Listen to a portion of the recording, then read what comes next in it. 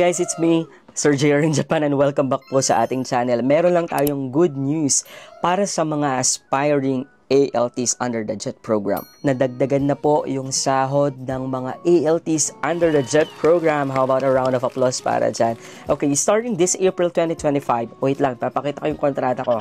Nandito na po sa akin yung kontrata ko this April 2025. Tumaas po yung sahod ng mga ALTs under the JET program. And nakalagay dyan, ang sasahurin natin this April 2025 ay 345,000 yen. Bakit? Kasi nga, second year na po tayo dito sa JET. First year JETs, ang sasahurin ninyo ay 4,020,000 yen annually. Kung monthly yan, ang magiging sahod po ninyo ay 335,000 yen. Para sa mga second year JETs, katulad ko, ang sasahurin po natin ay 4,140,000 yen. Pag monthly naman, magiging 345,000 yen.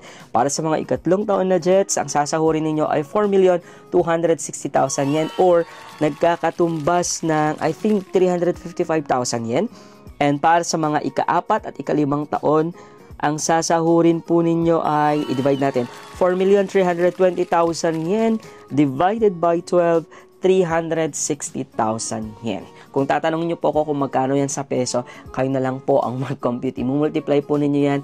Sa ngayon, no, tumataas yung yen. Kahapon, nag-check kami, ang conversion niya is 0.3965. Okay? Pero pag sinerge mo pa nga sa net, aabot pa ng 0.40. So, hopefully, tumaas siya ng tumaas. Ita-times nyo siya, again, ng 0.39. Okay? Para makita nyo yung equivalent niya sa my peso. And yun lang. So, mag-apply na po kayo.